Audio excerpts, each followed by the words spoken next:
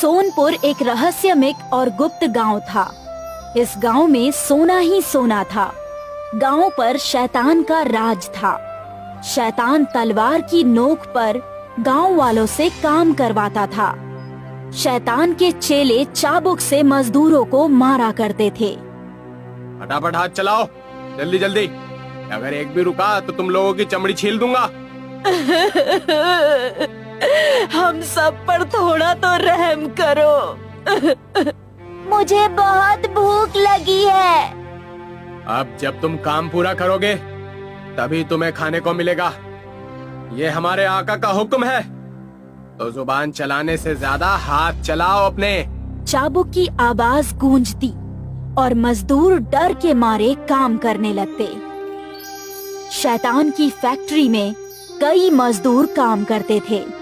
कुछ सोना पिघलाकर उससे सोने की ईंटें बनाते थे और कुछ सोने की ईंटें यहाँ से वहाँ ले जाते थे और सभी पर पहरा देते थे शैतान के बेरहम चेले, जो उन्हें चाबुक से मारा करते थे। हे भगवान, हमारी मदद करो, हमें इस कैद से आजाद करो।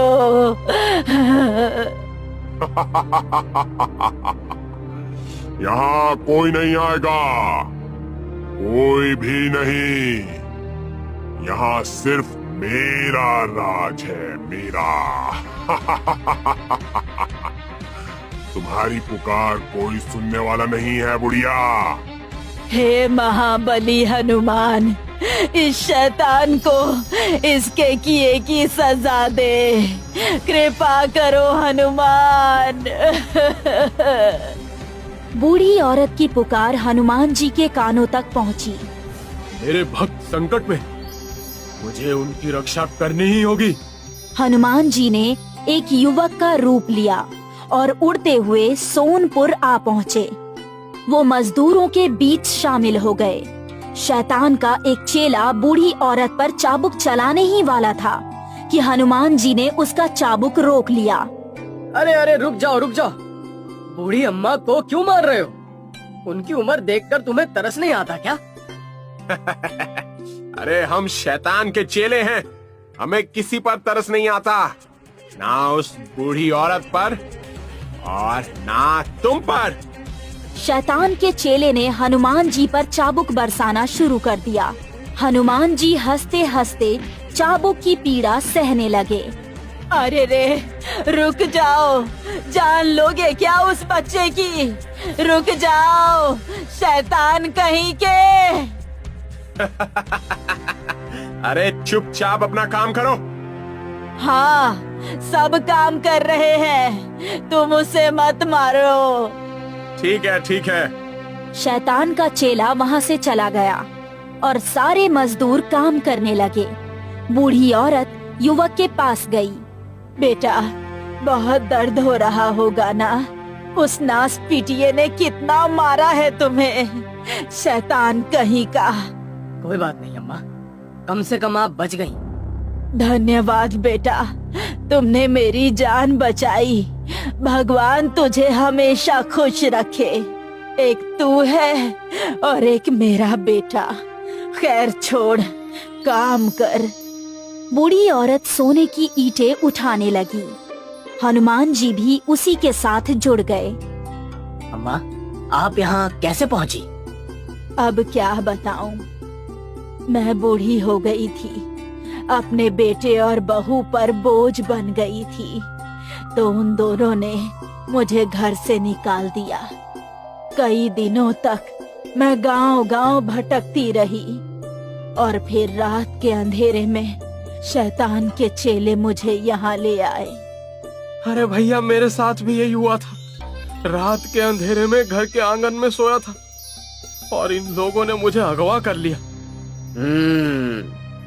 तो ये माजरा है। हनुमान जी ने पूरा दिन मजदूरों के साथ काम किया और रात को वो उनके बीच ही सो गए। पर जैसे ही उन्हें आहट सुनाई दी, वो उस दिशा में चल पड़े। उन्होंने देखा कि सारे शैतान के चेले एक साथ बैठे थे। अरे तू यहाँ क्या कर रहा है? लगता है मरने आया है। इसकी मौत इसे यहाँ खींच लाई है। अब किसकी मौत होगी ये तो प्रभु श्री राम ही बता सकते हैं। अरे इस राम भक्त की हड्डियां तोड़ दो। शैतान के 2 चेले युवक की ओर बढ़ते हैं। युवक हवा में उड़ते हुए शैतान के चेलों पर हमला करता है। हैं? ये कैसा जादू है? जादू नहीं, प्रभु श्री राम की भक्ति है। हैं? क्या मतलब? युवक हनुमान जी में बदल जाते हैं और हनुमान जी अपने बड़े से गदे से शैतान के चेलों को पीटने लगते हैं। बहुत अत्याचार किया तुम लोगों ने, अब तुम्हें तुम्हारा दंड तो मिलेगा ही। और ये सब हमने अपने आका की आज्ञा से ही किया है। हमें छोड़ दो, माफ कर दो हमें। इस पाप के लिए ना तुम्हें माफी मिलेगी और ना तुम्हारे आका को।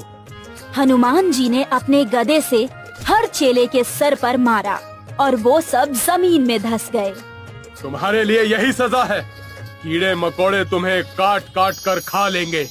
हनुमान जी वहाँ से उड़कर शैतान के पास पहुँचे उठ जा पापी, और उसे उठाकर उसे पीटने लगे। तुझे अपनी शक्ति पर बहुत घमंड है ना? सोना चाहिए तुझे? हनुमान जी ने उसके कमरे से एक सोने का खंभा उखाड़ लिया और उसी खंबे से शैतान को पीटने लगे।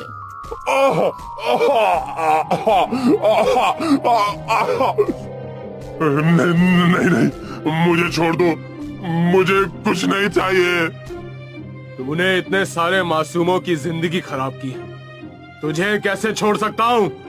हनुमान जी ने शैतान के सिर पर मारकर उसे भी जमीन में धंसा दिया। शैतान माफी मांग रहा था, पर उन्होंने उसे माफ नहीं किया। फिर हनुमान जी मजदूरों के पास लौटे। सारे मजदूर सो रहे थे। हनुमान जी ने सभी को उठाया और बादलों में उड़ने लगे।